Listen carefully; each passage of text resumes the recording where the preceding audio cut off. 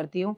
29 जुलाई बुधवार का दिन, जुलाई में तो इतने सारे उथल-पुथल हमने देखे, इतना सारे ग्रह गोचर, इतने सारे ग्रहों के अंदर उथल-पुथल, बुध का अस्त होना, उदय होना, वक्री होना, मार्गी होना, शनि का वक्री होना, तमाम तरह की चीजें हमने देखी भाई साहब। लेकिन आषाढ़ की पूर्णिमा पर आपके जीवन में आ रही सभी कष्टों को दूर करने के लिए आप पूजा पाठ आराधना अर्चना कर सकते हो। नमस्कार, सुस्वागतम, वेलकम, अभिनंदन। मैं हूं आपके साथ आपके अपनी हुसैन दोस्त डॉक्टर वायरा की आपका स्वागत अभिनंदन करती हूँ आपके, मेरे और माता रानी के इस खूबसूरत से यूट्यूब चैनल पर। कैसा है मेरा ये संसार, दीन दुगनी रात चौगनी तरक्की करे और माता रानी की असीम कृपा मेरे संसार परिवार पर बनी रहे।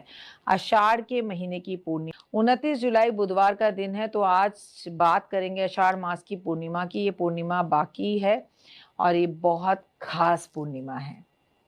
मैं आपको बता दूं कि आषाढ़ का महीना श्री कृष्ण भगवान विष्णु को समर्पित होता है, भगवान विष्णु की पूजा की जाती है। और अगर हम पूर्णिमा की तिथि की बात की जाए तो वो समर्पित होती है महालक्ष्मी को।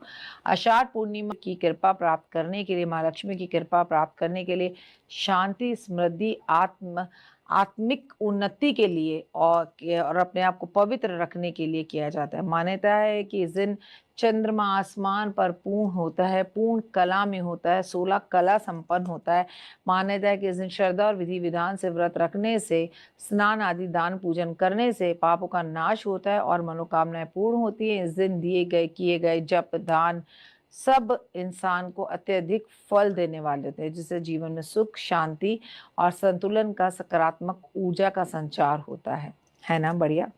आषाढ़ पूर्णिमा पर व्रत पर क्या करें? इस व्रत को करने के पीछे कई धार्मिक कारण है। जीवन में सुख शांति पाने के लिए, मानसिक तनाव को दूर करने के लिए, गुरु का आशीर्वाद प्राप्त करने के लिए और पापों को नाश करने के लिए, धन की प्राप्ति के लिए हमें पूर्णिमा का व्रत रखना ही रखना चाहिए।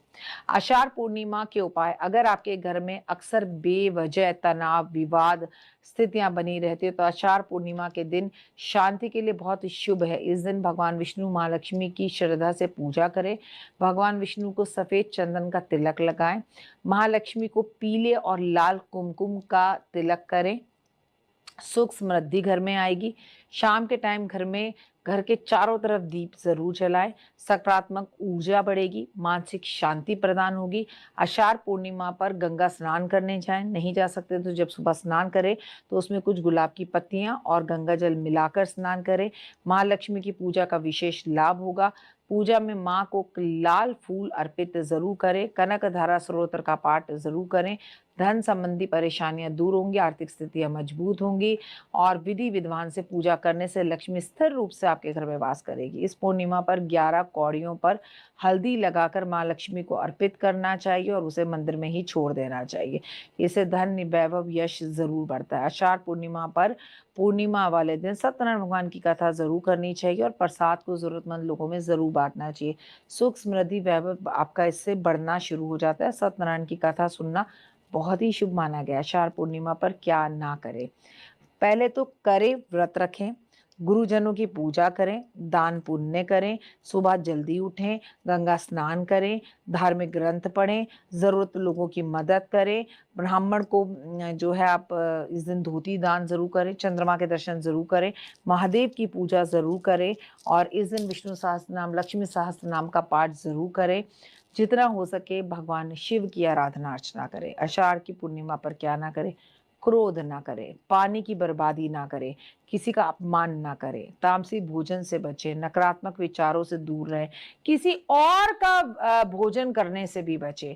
किन लोगों को करना चाहिए ये व्रत? जो मानसिक अशांति से गुजरे, शांति चाहते हैं वो करें, जो अध्यात्म में उन्नति चाहते हैं वो करें, जो जीवन में लक्ष्मी चाहते हैं वो करें, जो जीवन में सफलता चाहते हैं वो करें। अब आषाढ़ पूर्णिमा 29 जुलाई बुधवार, तो गौशाला जाएं, गायों की सेवा करें, गायों को हरा चारा खिलाएं, किन्नरों की सेवा करें, छोटी छोटी बच्चियों और बालकों के बीच में चॉकलेट, आइसक्रीम, मिठाइयां जरूर बांटें। और इस दिन आपको गणेश जी को हरी हरी घास और दूर्वा अर्पण करनी चाहिए। गणेश अथर्वशीष का पाठ भी जरूर करना चाहिए। और ये सब कुछ अगर आप चंद्रमा की रोशनी में खुले आसमान में बैठकर करें, खीर बनाएं और चंद्रमा की रोशनी में रखें, उसमें इलायची भी जरूर मिलाएं, उसमें केसर मिलाएं, भगवान को भोग लगाएं, स्वयं खाएं, परिवार को खिलाएं, आपस में एकता और अपनापन बढ़ता है। लेकिन छतरी का दान करें, कंबल का दान करें और जूते का दान जरूर करें। फिलहाल दीजिए इजाजत। नमस्कार, जय माता दी। आपका दिन शुभ और मंगलमय हो। 2 मिनट का उपाय जिंदगी बदल जाए देखना बिल्कुल ना भूलें।